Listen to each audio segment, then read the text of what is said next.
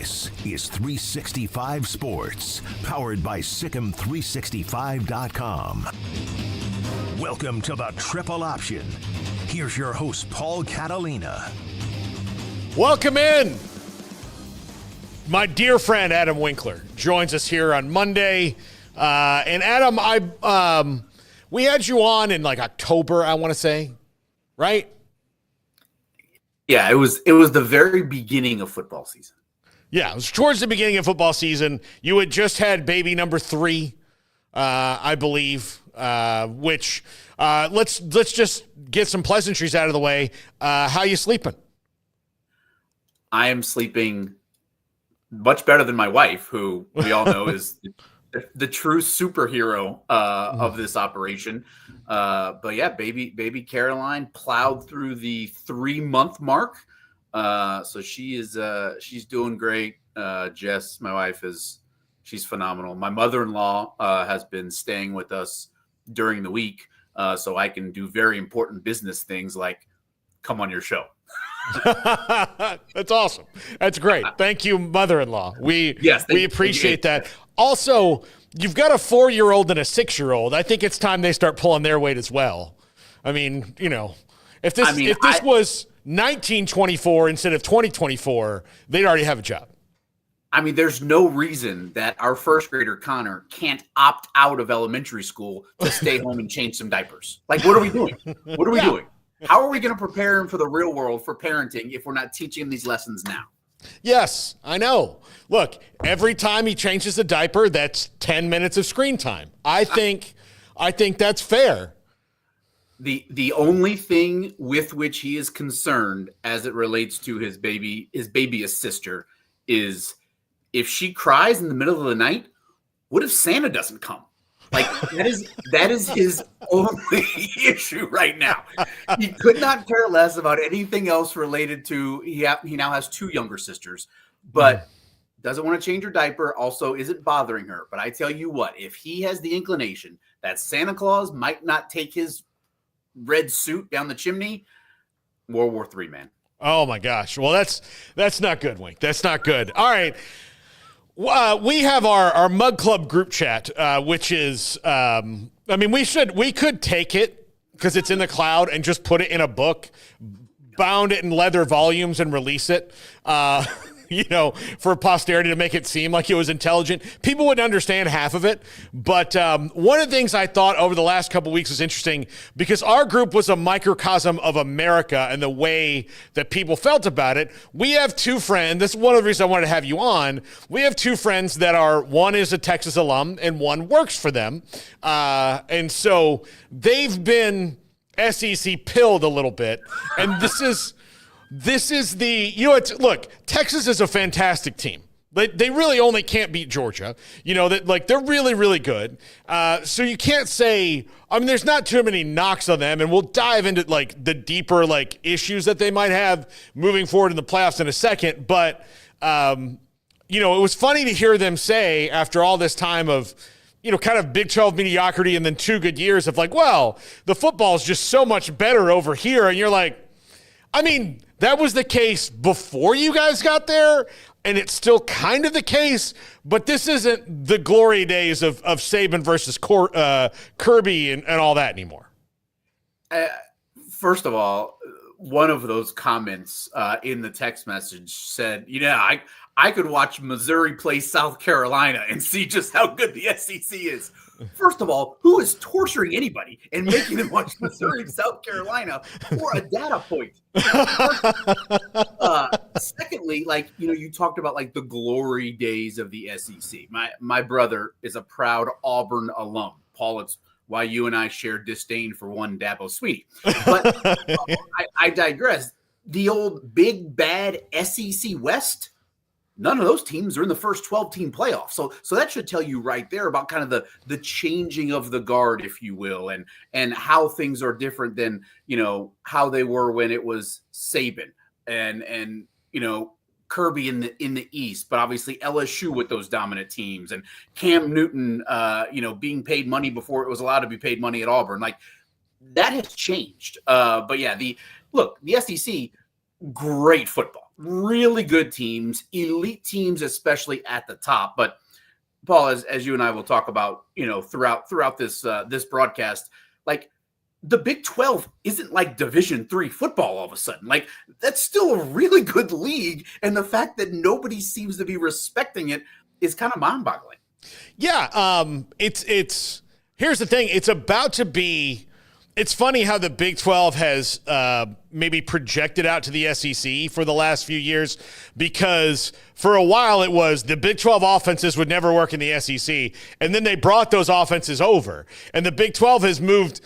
I don't think the Big 12 has a style. I mean, with 16, I don't think with 16 teams in any league you can have a style anymore. You're just going to have what works for you, and your coaching staff, what helps you win. But there's not going to be this like, well, these 10 teams all run this offense or whatever.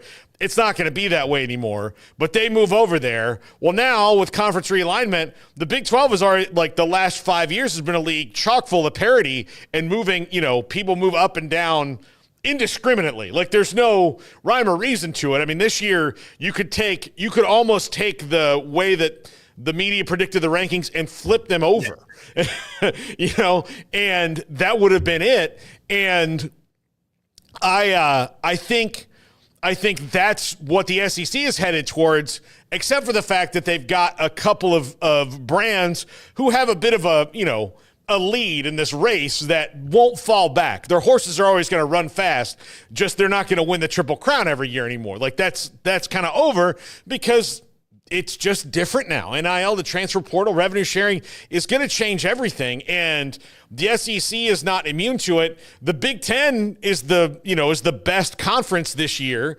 but I could also make an argument that having 18 teams in your league makes it hard to tell if you're really a good conference or not, or if you just have a bunch of teams that most of them don't play each other and you don't have a lot of overlap, so it's really hard to tell who's the best and who's not. And then you have Purdue, who might be the worst program, in major D1 football. But it's so, like the SEC. So somebody made a point on Sunday. Oop. Did he freeze? Hold on, he's frozen. Yeah, he froze a little. He froze a little. He would have made the playoffs, surely, right? Yeah. It's the name recognition and the reputation that the league once had, or these programs once had, that I think the College Football Playoff Committee needs to really try and hammer home. Look, we are getting away from that. Like this is a new era. Last year, leaving out Florida State. Last year, leaving out Georgia. Like everybody said that change was needed. Okay. Change is here, and we're not just going to respect the Alabamas of the world because they went to Wisconsin in non-conference play and won a game. You lost to Oklahoma and Vanderbilt. Like that matters. If it's the best league in the country and you're only playing 8 games, those conference games should matter even more. And you lost 3 of them. Yeah, and then their argument was, well, we shouldn't schedule strong in the non-conference. Well, you didn't. You played Mercer and ULM and USF and Wisconsin, so it's not like you did. And the games you lost were in your league. So is your argument collapsing in on itself, or are they making the point, which I think they don't want to say this is what Greg Sankey's line, like their thought is. SEC losses don't count. They don't count. So everything else, the wins should count, the losses shouldn't. So they beat Georgia and they beat Ole Miss. Like, so they have some good wins, but they beat South Carolina, right? So those count. Well, like Oklahoma and Vanderbilt, well, those don't count. They're SEC losses. So those are different than Big 12 or Big 10 or ACC losses. Like those are bad. Like you lose to a 6-6 team in that league, that's terrible. You lose to a 6-6 team by 21 in this league, that's fine. Like what are we even talking about? Like that's what they're not saying by saying this. And Alabama's just not used to, disappointment. Like they got gifted their spot last year.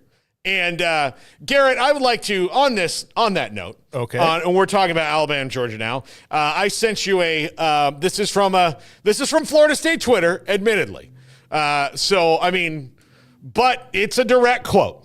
It is a direct quote. Old School on Twitter. 2023, night before final selection. Kirk Herbstreit.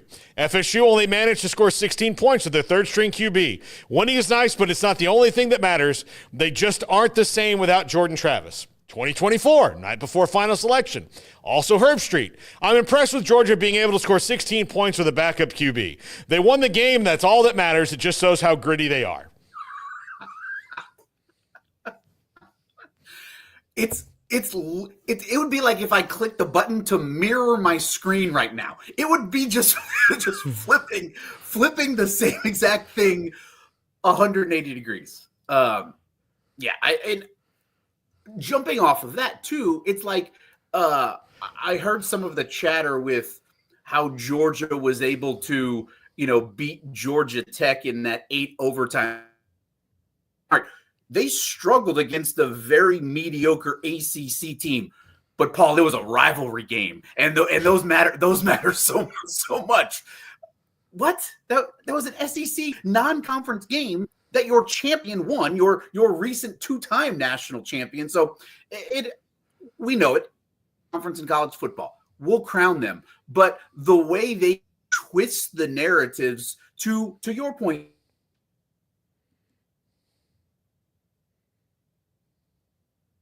You lost to Vanderbilt in a construction site. Like that should count twice. Lost to Vanderbilt. What's under the scaffolding? That's what happened. Yeah. Yeah. OSHA beat you too. Not only did Vanderbilt beat you, OSHA beat you. Hey, Oklahoma, who never rushes the field for anything, rushed the field on you.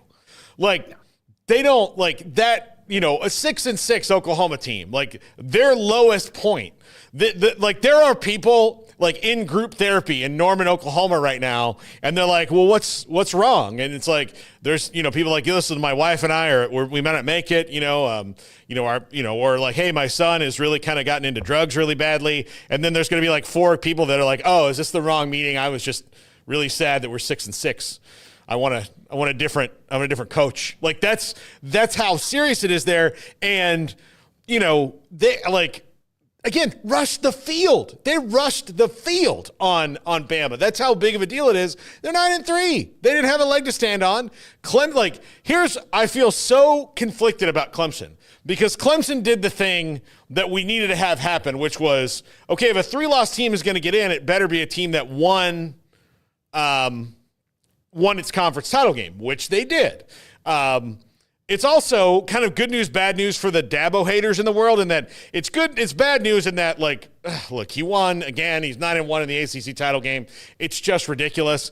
But it's also good news in that, well, this isn't going to, he's not all of a sudden going to figure out, hey, maybe I should go get some 5 transfer portal guys to help me out here to win. So that won't change. So that's good news. But now, for me personally, Clemson's playing Texas, and I think, honestly, for the first time in my life, I want Texas to win a game.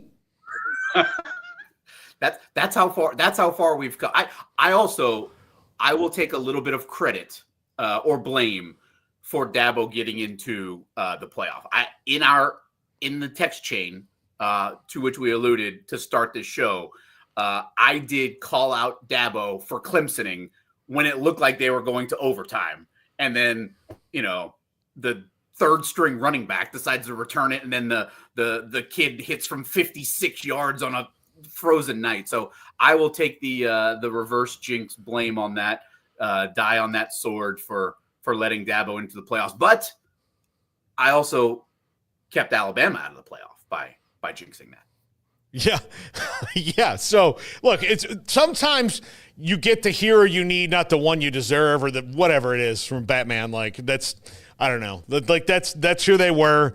But Adam, all that being said, we say this with the SEC, I actually think the committee got it as right as they could. I mean, I think when you put it in, now look, there are functional things about this that need to change. If you're not the 4th seed, you don't need to be given a bye into the first round. Just seed the top 4 and give them the byes. Even if it happens to be 2 teams from the same conference, I'm fine with that because then the only thing you should be guaranteed if you win the conference is you should be guaranteed the spot. But if you win the conference and you're the 13th seed, should you really get a bye? That one I don't know about.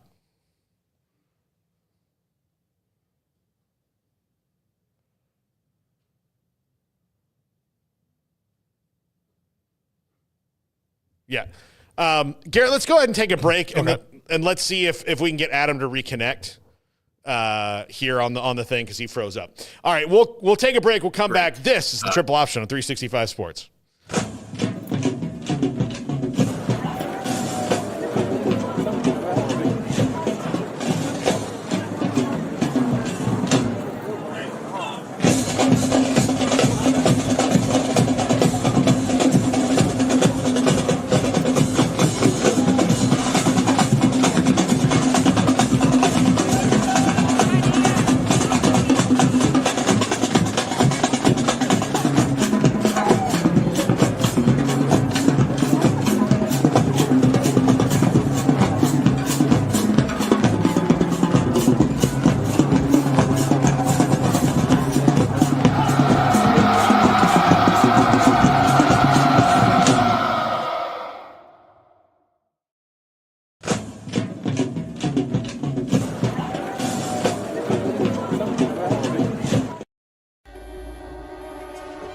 This is 365 Sports, powered by Sikkim365.com. Welcome to the Triple Option. Here's your host, Paul Catalina. He looks so much clearer now. I mean, I would blame all of my coworkers that are streaming things they shouldn't, but I've got a 3-month-old downstairs and my mother-in-law who's watching TV. So sorry about the troubles. Hopefully we're all right now. And I mean, I had some great stuff that probably got cut out. I mean, I was spitting out all the great takes. Oh, yeah. Look, I'm sure you were. All right, let's go back to the seeding. Adam, how do you feel about the seeding? I think that maybe moving forward, just give the top 4 seeds the bye, because that makes more sense to me than, a team that could wind up being, 15th ranked overall, but just the way that things shake out, get their, get a bye. That one, I get how it's a bit like you got to make the conference championship games mean something, and I guess that adds the extra weight to it. But I think it's gonna distract people's interest in those games too. I agree with you that. I mean, I think for 30,000 foot view, I do think the committee got it right. I think they got it right by letting SMU in, by keeping Alabama out. I am with you. I don't think Boise State should have a bye. I just, if we're just going to give Boise State credit for playing Oregon close in a loss, like I don't think that should give them a bye. They deserve to be in it because I do think, to your point, conference championship games need to matter. Conference championships need to matter. Records matter. We're not just going to worry about strength of schedule, obviously. I will flag, Paul, like, why did Indiana just get in? Why wasn't there more discussion about Indiana? Like, they have 0 ranked wins. They played Ohio State close for a quarter, a half, and it sure doesn't seem like at any point there was any conversation about Indiana's strength of schedule. It was like 67th overall. Like, they were going to potentially keep SMU out for losing in a conference championship game, but Indiana is just not up for debate. That was the one head scratcher I have. And granted, they don't get a home game. They're the number 10 seed, but I was a little, I won't say appalled, but that was a little weird that nobody was really talking about Indiana or seemed to talk about Indiana, just like they were Tennessee or something. Oh yeah, we'll just put them right in. Like, Yeah, there was no discussion about it. No. And yeah, I mean, they were essentially 4th place, right? They were 4th place in the Big Ten, and they just got in because of that. Like, again, 18 teams, it's not their fault. Their schedule worked like their non-conference schedule was never going to be great. Like they're Indiana. Like they were a shock to us all. You were just trying to get to 6 wins when you made that schedule. Yeah. So I get rewarding them for a season well done, but also, everybody's going to wind up looking at their scheduling model because and I think a lot of it, like this, a lot about scheduling hard teams or blah, blah, blah, blah, blah. Well, most of it's your conference. Like nobody is out because of a non-conference loss. Like no one is out of it because of a non-conference loss. There's not one single team that is. SMU's only loss until Saturday was to BYU. So they were undefeated in the conference until Saturday. So no one was out. Like, that's why that theory doesn't hold water. Like, no one would be out because of that. You're out because you had bad losses in your conference. Miami is out because they had they lost to 2 teams that were, just slightly above average. I mean, good teams, but not, world beaters, and I'm sure they really, really, are like Georgia Tech, like, hey, look, you guys held on and beat us, and you couldn't, we can't get we get a bogus PI call and a non-targeting call, and this game is different. All of a sudden, I'd have been mad if I were Miami. Although, as people who watch this show know, I'm not sad for them. Welcome to feeling like a slightly less version of what I felt a year ago. Like just a slightly, maybe a lot less. Like that one, it'll be a thing I'll never get over. And I've told the story many times about the time I met Aaron Boone, and I didn't really say but like 7 words to him in 30 minutes of standing there, and Smokey talked to him the whole time. And he's like, what was your deal with Aaron Boone? I was like, F that guy. I'm not over it, I don't know. Like, I've met Kirk Herbstreit maybe 20 times, like, over the years, just in passing. He would not know me from Adam, but I've met him. But I've not seen him since a year ago, and I don't know what's going to happen if I meet him again. Am I going to be rude? Am I going to ice him out? I don't know. Like, I think the Aaron Boone precedent is set. I think it is. So we're hoping that Kirk Herbstreit will just be a little less on the Paul Catalina hates every fiber of your being scale than Aaron Boone. I think the committee did. I think they did 2 things that are not only big this year, Paul, but will be big going forward. They, as you just said, they didn't really change the narrative about non-conference games. Nobody's non-conference schedule, as you said, kept them out of the college football playoff or really got them in. And I also think the second thing is they preserve the conference championship games. Mm-hmm. And they know what they're doing because there is so much money in these TV contracts that also present the conference championship games. And CBS and Fox and NBC and ABC, like, they don't want these conference championship games to go away. The attendance doesn't matter as much, and we saw that on Saturday and even Friday. But that's part of the TV contract. And there are way too many dollar signs and commas for the committee to basically take away all significance in a conference championship game. So I thought that was important, preserving the non-conference schedule and then also preserving the integrity, the allure, if you will, of making your conference championship game. Yeah.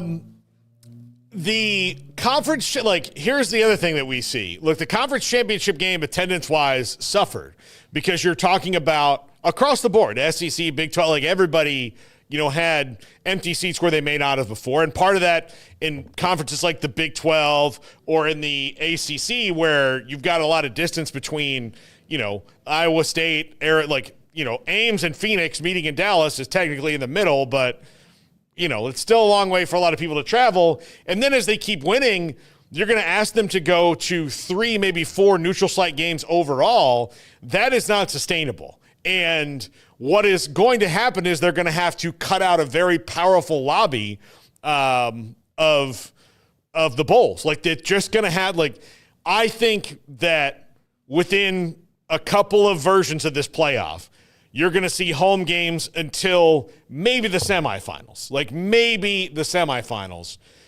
if not just the finals, because this isn't sustainable for fans. Like, they're going to get, if I've got to go to the Cotton Bowl and the Peach Bowl and then something else, at the end of it, I don't know if I'm not a, independently wealthy person who also has, a lot of time off from work that I can do this. I don't think that I got to tell you, there's going to be some media companies that are like, listen, you're going to have to watch the first game from your house, and then you can go if they win again. So the coverage that they're going to get is going to be less because of all this. The NFL doesn't do 4 neutral site games.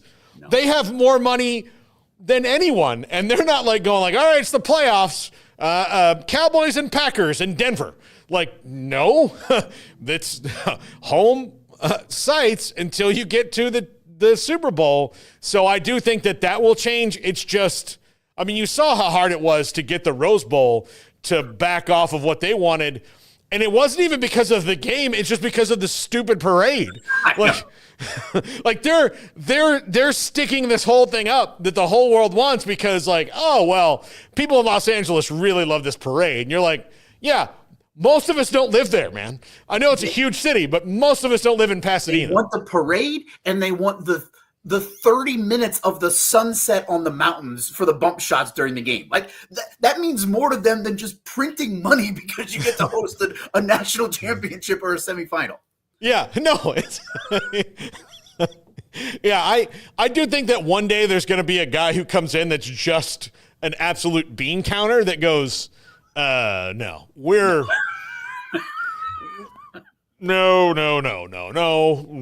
this doesn't make any sense. And then that lady who's like, no, but the parade is important. So the parade can still be whenever you want it to be.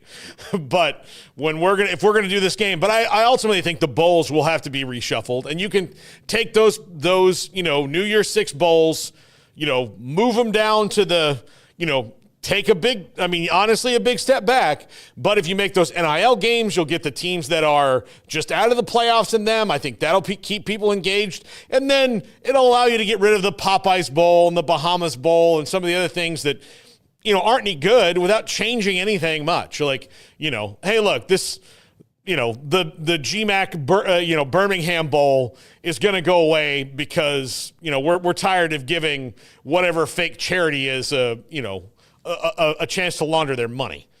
And they'll be able to spin this, Paul, as, hey, we're saving you, the fans, money, saving you, $5,000 on a trip. Hey, why don't you go ahead and send that to our NIL fund? Why don't you go ahead and give that to our collective instead? Look at us saving you money on travel. And somehow they will find a way to bring it back into the programs to make them sustain. But, you talk about fans, you need 4 rounds of basically financing. That reminds me of what we've seen in base. We live it here in Houston. I have buddies who don't spend money on Astros Division Series tickets because the expectation is you're going to have to shell out a whole bunch of money for, potentially, wild Division Series, ALCS tickets and maybe World Series tickets. We saw it with the Braves so many years ago. When the expectation of your program is that this isn't going to be a one and done postseason thing, that starts factoring into how you're going to spend your money. And are we going to save it for the bigger things, which is, as you said, kind of takes away from the buzz, if you will, of these conference championships. Yeah, they've got look, you can have 2, I think you can bookend it with 2 neutral site games. A conference championship and then a national championship, because in the national championship, you're only going to have 2 fan bases that are worried about that. But if you're asking multiple fan bases to make multiple trips to, okay, say Clemson beats Texas this week. Okay, that's a trip, or this week, or when that, a couple weeks when that game is. Okay, then you're asking them to go to to Atlanta, which is not that big of a deal. Then you're asking them to go to somewhere like Dallas after that, and then you're asking them to go to Vegas after that. That's 4 trips for a double-digit seed, right? If you're and right now I think part of it is they're so stuck in the old ways. They don't see that, basketball, the team you don't think is going to win wins all the time. It's going to happen in football now too. So, Texas at home versus Clemson, that's not a big deal. That's not that'll be fine. They're, Indiana and Notre Dame lucked out for both sides there. It's, where, I mean, Notre Dame's at home and Indiana just gets to go in the car to play that one. But then again, you're asking, okay, Notre Dame fans, okay, now you've got to go to Temp or to Glendale and then to Phoenix, and then you've got to go, again to Dallas. Like, you're asking a lot, and not everybody has national fan bases like Notre Dame or BYU or Bama or Texas or Ohio State do. That just like can kind of pop up. A&M. Look, I can tell you, FSU, we did a great job of taking over the Gerald Ford Stadium for as much as we did. But, like SEC fans, they have that. But, okay, Iowa State wins that game. Like, they still, you're going to ask them to go all these different places. It's not feasible. It's not feasible. And like, the best our economy has ever been, it's not feasible. It doesn't make sense because just ask any professional sport. They don't do it that way. And it'll be really interesting to see, like the winner of the 6-11 game, Penn State SMU gets to play Boise State. They'll probably be a double-digit favorite in that game. Do they almost hedge and say, oh, we've got this? It's like the March Madness fan bases that maybe, are a 1 or a 2 seed that don't go to that, the first and second round because they expect to advance. Like, it'll be fascinating to kind of see how that plays out because, as you said, there could potentially be 4 road trips that require time off and money. So the system will be tweaked. You're 100% there.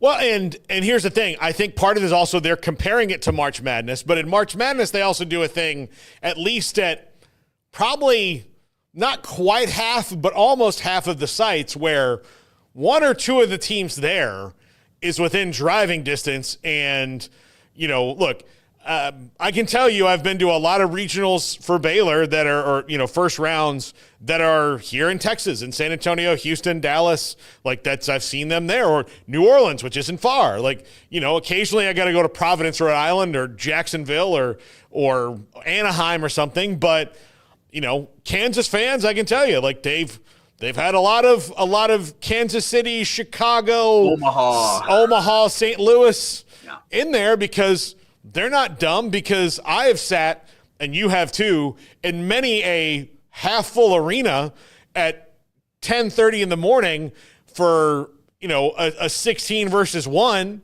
even with a massive, for a UConn versus, Maryland UMBC game, and they're not there. They're willing to take the hit on that for March Madness because there's 68 teams, and it's not tenable to do it the other way. I mean, it is for the women's basketball tournament.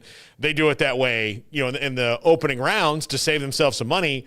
They're okay because they know that once they get past the first weekend, it's all fine. But again, there's still only 3 weekends. This is now 4 weekends, a 5th weekend if you count conference championship games, and you're filling way bigger arenas as well, or stadiums. A basketball arena is going to sit about 10 to 20,000, depending on where you are. And then you always have the Final Four at Reliant or something where you reformat the thing, which I absolutely hate.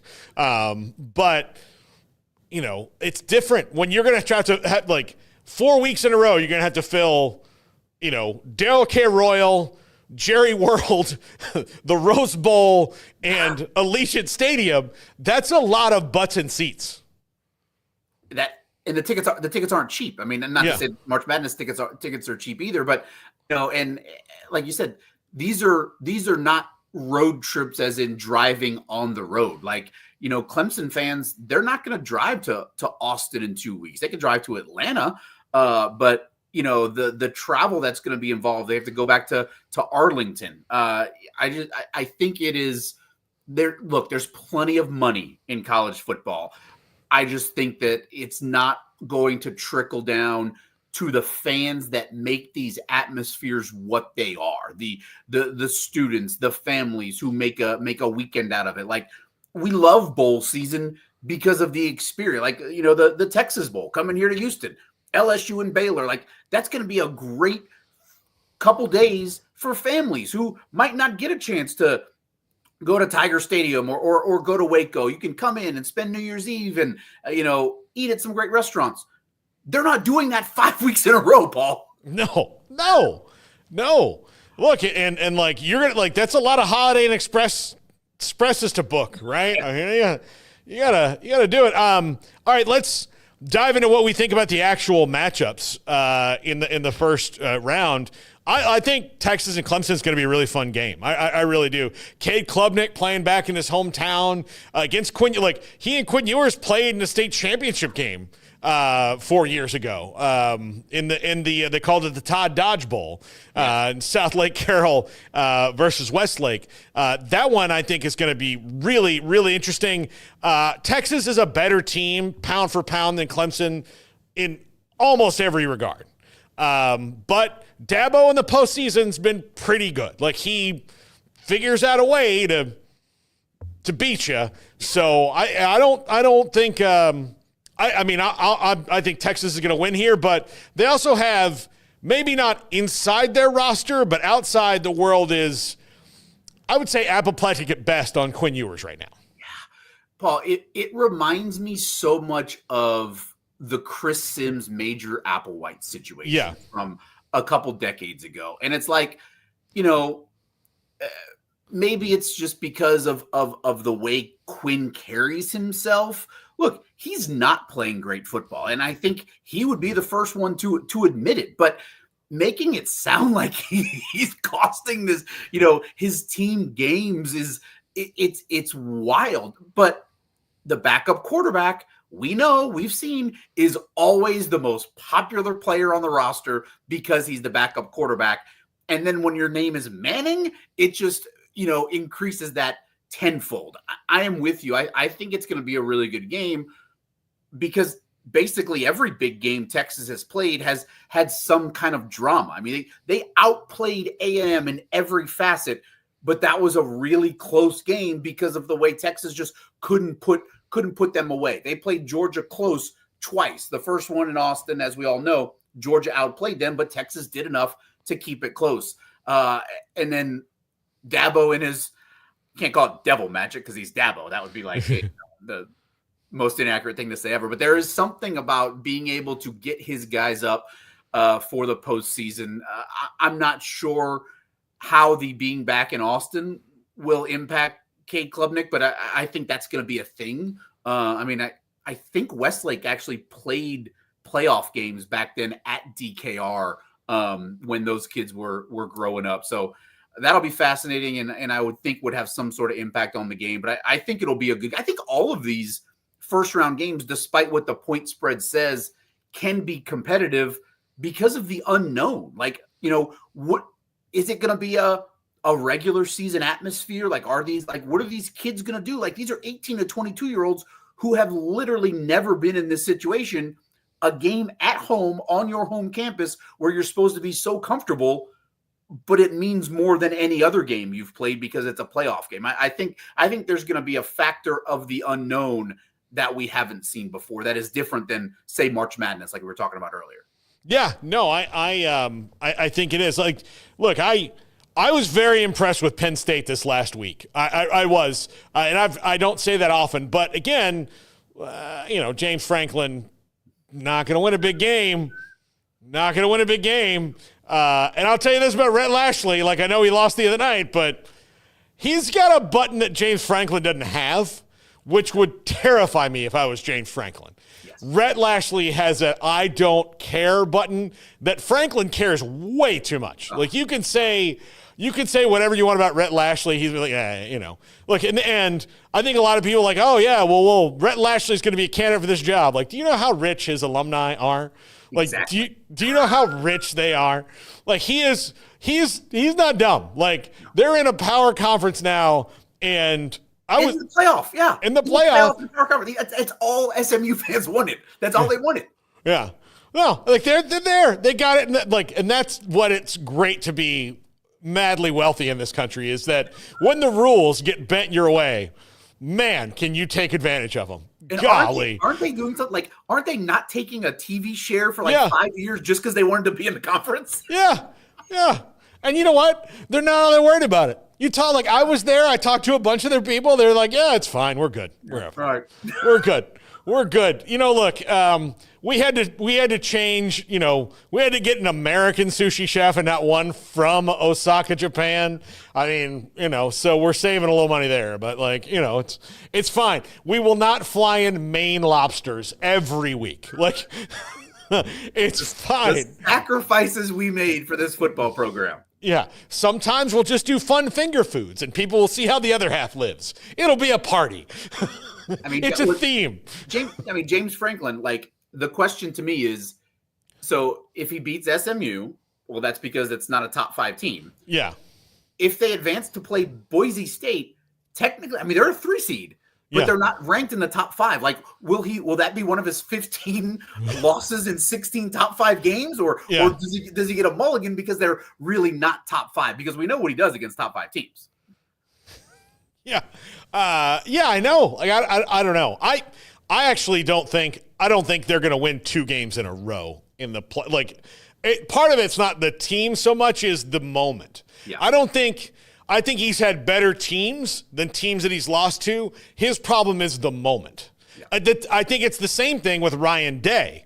And look, if Ryan Day loses to Tennessee, the next year of his life is going to be absolutely hellish because Ohio State can't fire him because he made the playoff, but he lost to Michigan and then lost to Tennessee at home. And there's just going to be people like, look, after that Michigan game, I don't know how many different people were like, fire him into the sun. I'm done with this. And you're like, he has 10 losses. He's like 68-10. Like, everyone else in the country would be like, yeah, I want 68-10. I need that in my life. If you called up Georgia Tech right now, and they love Brent Key, they love him, but said, listen, he's going to be good. This next guy will be 68-10, but you have to fire a guy you love. They're like, where do we have to fire him, and how publicly can we do it? Can we throw rocks at him? Because we need this so bad. This game for Ryan Day against Tennessee is so much bigger than just an 8-9 matchup. Like if they win that and then you lose to Oregon very well could win the national championship. They're in your conference. Like you get a pass, just about any coach would, for losing to that team multiple times in the year. It's like nobody's calling for Sark's, job for losing to Georgia twice in a season. Like you have to take that with context.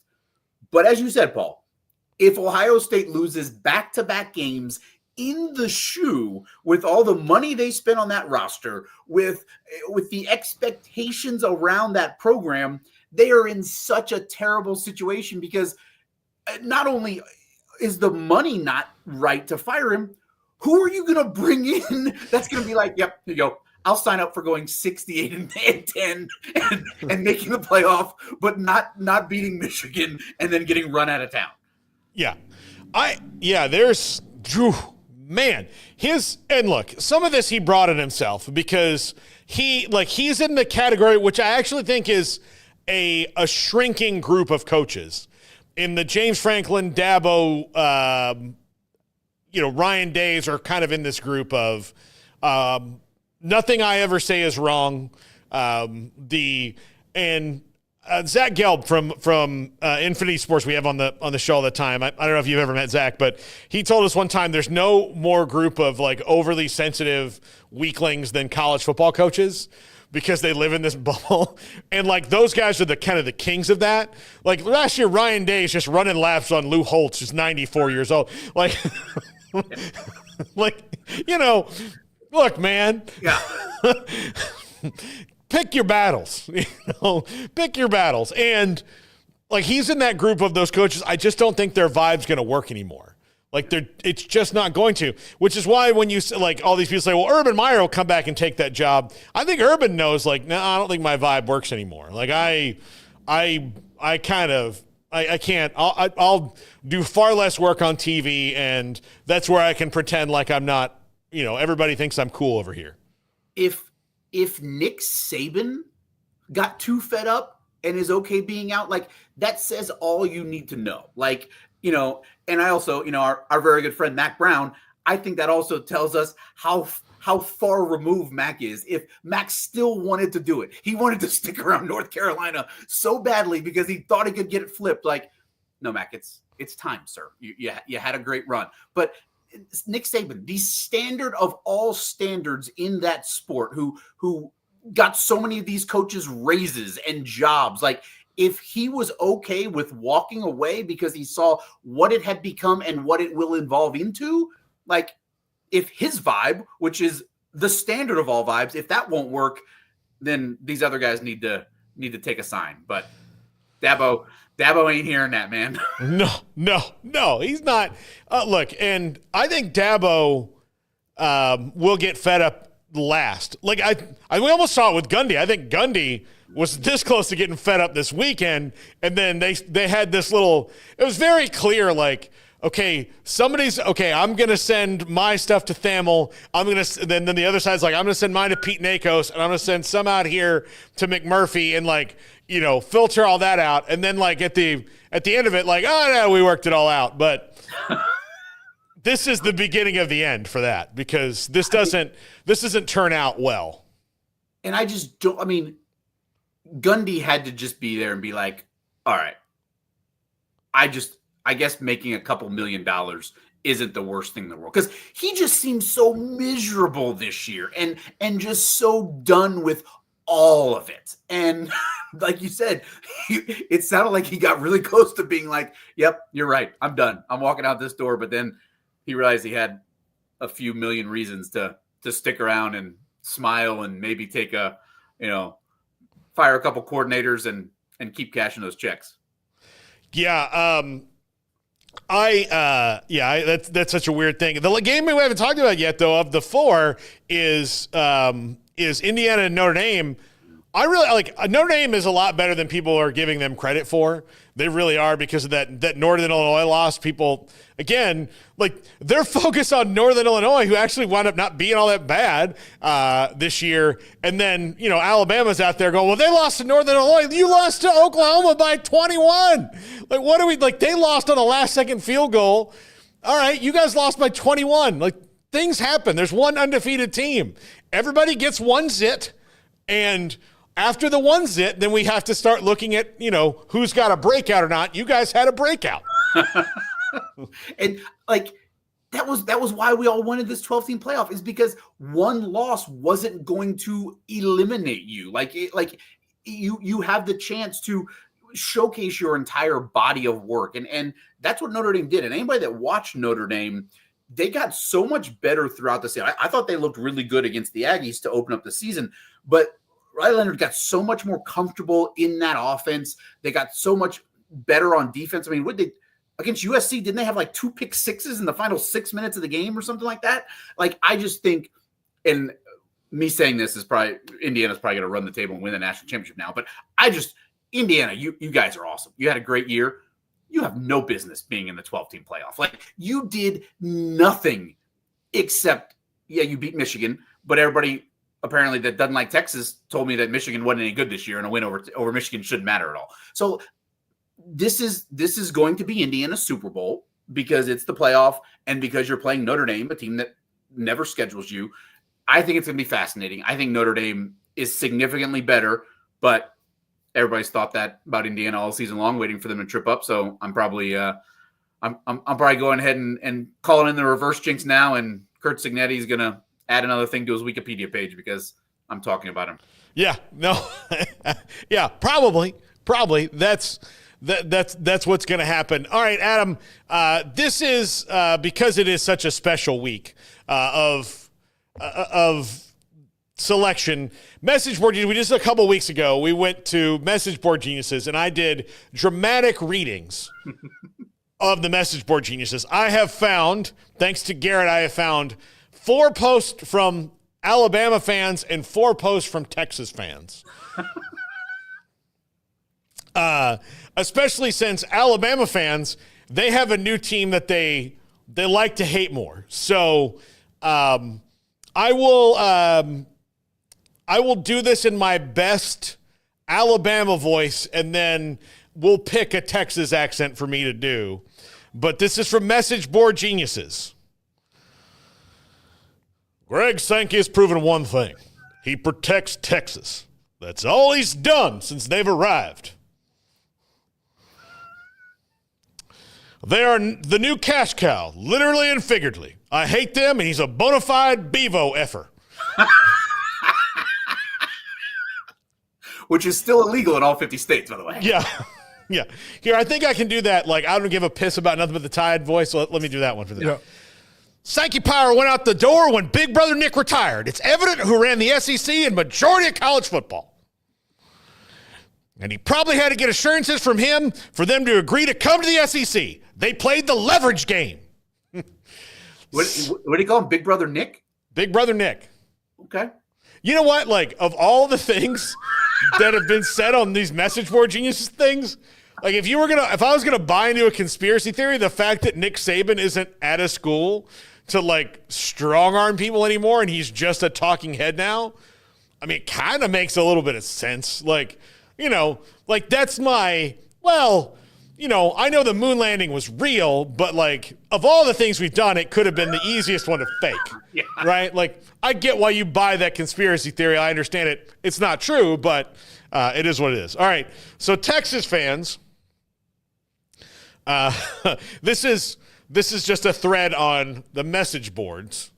And I'm trying, like, what Texas accent are we like? We can't really be West Texas because that's like Texas. Like, what Texas accent do I need to really pull off here? The last time I did McConaughey, but McConaughey's never been angry in his life when he's not, you know, in a Time to Kill or Amistad or something.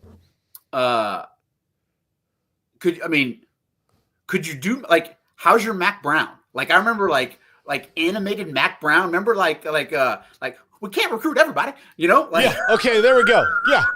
Yeah, there we go. Good game by the refs. Good game by the refs. Where do the refs get seated in the CFP? Ready, Bill? Sally? Yeah. Most rigged shit you'll ever watch. Which Mac would have never said. Ever. Sark would have said it. Kind of did.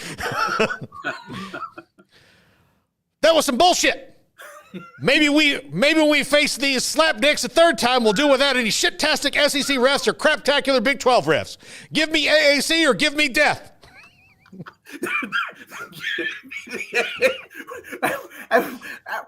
What did the AAC do I to don't now know. be the standard of college football officiating? I don't know. Isn't that where Uncle Wayne works? He is not in that conference. I'm not going to give away his conference, but no. But like, when I think about, you know, I think about, I know I can tell you a really smart school. I can tell you, a really good company. I can't tell you who the best conference in college football officiating is, but now all of a sudden it's give me AAC or give me death.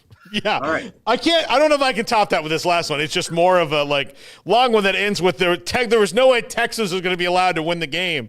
You know, when privilege runs into privilege, man, like it's an interesting, like honestly hearing Bama, Georgia, and Texas fans complain about things like this, it would mean to me like to be sitting in a room listening to Bezos, Elon, and Warren Buffett complain about like why they didn't get to come in the room first. Like, you know, no.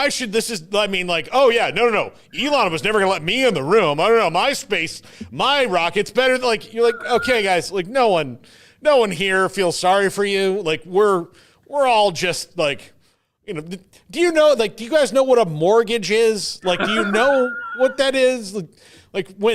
Have you ever seen like, you know, hey, I could refi my house from 4.2% to 3.9. You were like, hey, maybe we can go to Disney World for a whole extra day this year. Like they don't, the kids really didn't to spend enough time at Epcot because we had to split that up. So now we can do Epcot and Hollywood Studios separately because of my refi. No, so shut up. They don't deal in decimal points. Like it's just commas. It's just commas. Yeah. No, they it's just I hear that and I'm like, yeah, you know, I'm glad that you guys are maybe starting to feel how the rest of the world feels when the minutia gets you. Because the minutia didn't matter to the SEC until 2 days ago, right? And then all of a sudden the minutia matters because there's 12 teams and I still don't think we've heard Sankey go say everything he wants to say about this. Or will want to say, because he's got to be a little measured. But I would have loved to be a fly on the wall in the room he was watching that playoff reveal in when they put SMU in. Or if somebody walked to him with Brett McMurphy's tweet and was like, You got to see this. Brett's been wrong 3 times in the last 25 years. He doesn't really say anything unless he knows he's right. And when he's wrong, it's not really that wrong. It's just he messed up a detail. I'm sure there are some people on that committee who can't talk about it, who got a call or a text from 100%. Yeah. Because that is the, in some people's eyes, especially in the SEC, leaving out Alabama this year was seen as more egregious than what happened to your Knowles last year.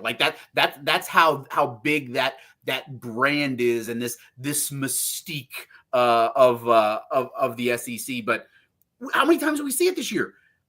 This team led by Kalen DeBoer, it's not the same team, the same program that Saban led for all those years. It's not on the field. And finally, the eye test matters, because the record should have mattered, but hopefully they saw more than that. Yeah, absolutely. Well, Adam, let me know anytime you feel like, doing high level work and sneaking away. You have now been through a full football season outside the media world where you've got to chase this stuff around. And how liberated do you feel? It is more delightful than I ever even knew it could be. I mean, as you know, I've always worked Saturdays and Sundays, because I'm either anchoring the weekend newscasts or I'm covering the game. So I remember my first Saturday, we went to a baby shower, and I was and then I get to come home and watch a triple header of college football. This is amazing. Yeah. And I can drink while I'm working. Yeah. Why didn't you guys tell me about this? I've been doing this for 20 years. Yeah, no, you know what? It started for me last year when I didn't do high school football for the first time. And Amanda and I went out to dinner, and it was just nice. It was just nice. We went to, I had a nice steak on a Friday. I wasn't eating chicken fingers, and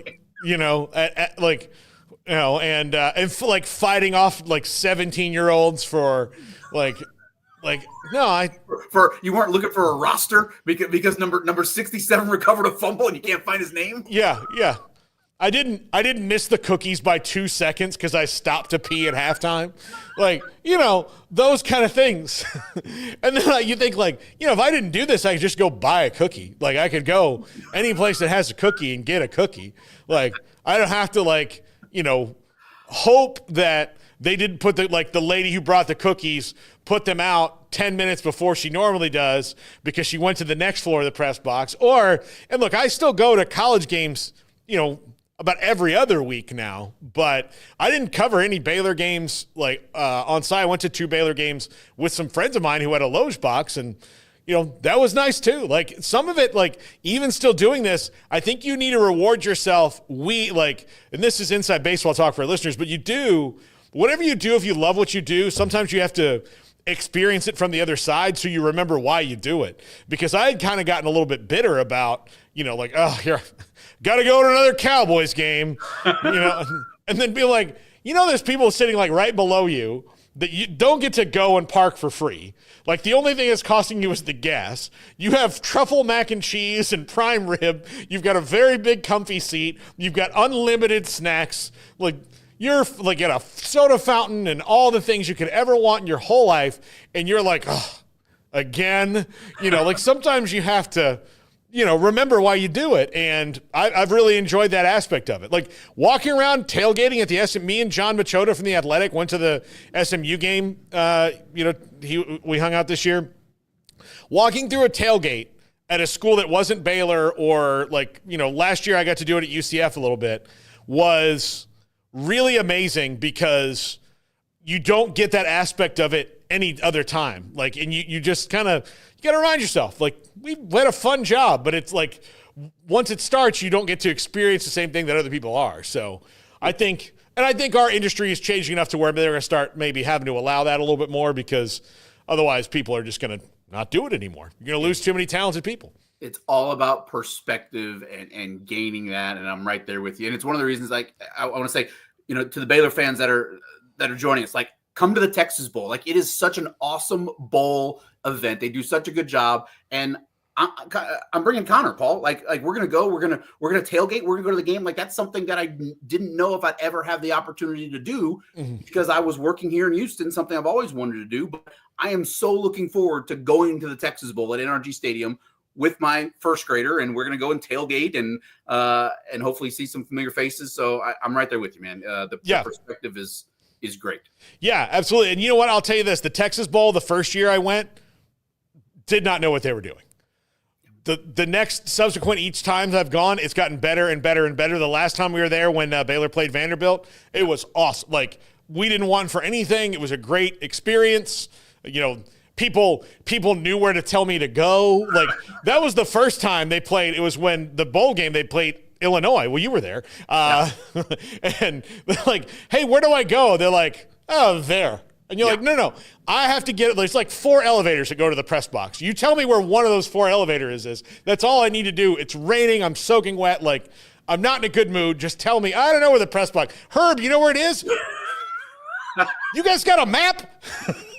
They do a great job. I mean, it's the highest attended bowl game of any non-CFP. Like, it has really evolved into an event, and they take so much pride in it. They really do. And look, they've got LSU and Baylor this year, so fan bases that are about the same distance or so apart from Houston. It's the perfect scenario for a bowl game. So going out and enjoy it. If you're an LSU fan, I think Garrett was planning on not going, and now I think he feels like he's gonna. Man, I don't know. I'm still up for debate on that one. I don't think he wants. Come see us, Garrett. Yeah, I'll come down, but I'm bracing for the worst. Baylor should murk LSU. And he loves Houston. He loves the city. It's Houston. my favorite city in the state. It really is. So, Adam Winkler. Adam, we'll have you on again soon. Love you, buddy.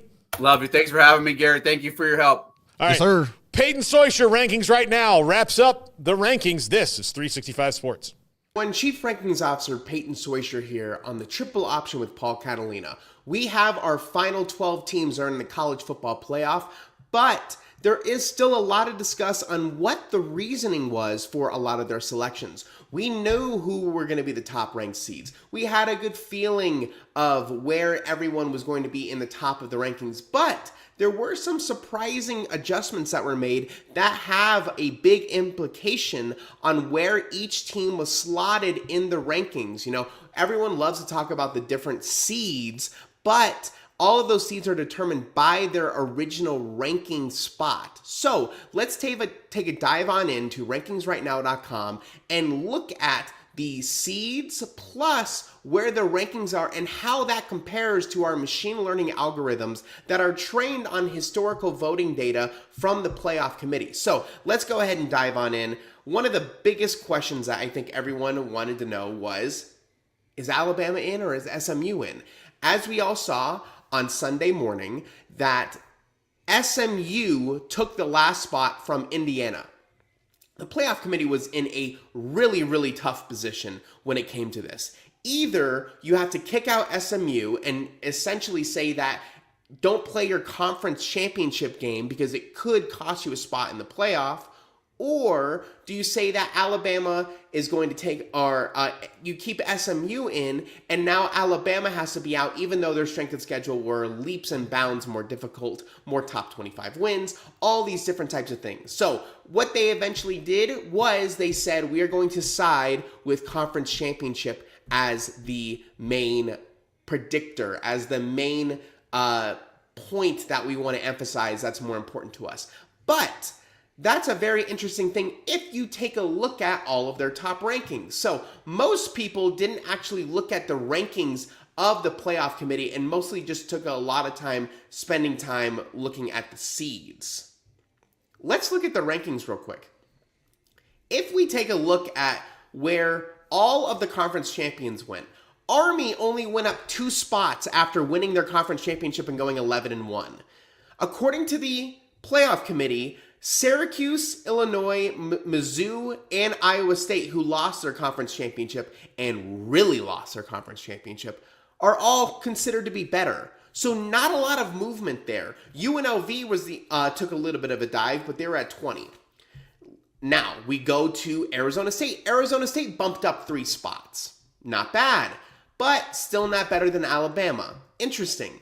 You have SMU, who lost the ACC championship to Clemson. They only dropped 2 spots. Texas only dropped 1 spot. Georgia moved up 3 spots. So the point I'm trying to make, and Boise State in the Mountain West, that they won their conference championship, they only moved up 1 spot in the rankings. And they only moved up 1 spot because SMU dropped 2. So what does that say to me? Especially if we look at the rankings right now, predictions that we had going into this, we had SMU dropping all the way down to 13. They only dropped to 10. We had Texas dropping down to 4. They only dropped to 3. Boise State, we had at 8. They only moved up to, let's just double check right here, up to 9. The playoff committee really didn't make it a big deal if you lost your conference championship across the board, but they didn't really make it that big of a deal if you won your conference championship. That's the takeaway that I come out of this, right? We had Army all the way up to 18, moving up 6 spots. Army only moved up 2 spots in the rankings. It's as if they were saying these conference championships aren't going to be a big predictor for us, which has been a difficult thing to try and understand in years past because everyone's been focused on those top 4 rankings and nothing else has really mattered. So I'm curious if the playoff committee even really cared after 13, 14, 15, and you kind of just leave teams in their appropriate rankings. If we look at the change in where the rankings right now algorithm had a prediction, let me just go ahead and actually zoom out and do it this way. If we look at the rankings right now predictions compared to the college football selection committee predictions, the biggest ones, right, were Notre Dame being at number 5. We had Notre Dame up at number 3. Why is that? Because Texas got to stay ahead, right? Here we look at another bad prediction, which was SMU. Well, the rankings right now had SMU dropping further. SMU did not drop that far. Army, another bad prediction right here. Here's Army right here. Army was 4 off. Iowa State was 2 off. All had to do with the playoff games that were being played or the conference championship games that were being played. All of the bad predictions had to do with that. Now, in years past, they haven't been that far off. This to me was sending a clear message that if we are going to do this with SMU, we are going to do this across the board. And that is the main driver for the playoff committee this year. Now, will that be the same in years in the future? Will that be the same in all of the different playoffs that we see moving forward in years to come? I don't know. But what I found super interesting is that even when you won your conference game, like at Boise State, they still don't get to move above Indiana. Are they doing that so that you can have an Indiana and Notre Dame playoff game? Potentially. That would make sense. I would understand that. But if you look at years past, there hasn't been that same movement. So, all super fun, all super excited. My work here is done. We have our final playoffs. We now get to enjoy the rest of the college football year. The rankings don't matter anymore. So it's been a blast. Thank you everyone who's participated in it. Thank you for anyone who's been involved in rankings right now. This has been the first year and we've had so much fun and we'll continue to do this moving forward. I am your Chief Rankings Officer, Peyton Soysher, on the Triple Option with Paul Catalina.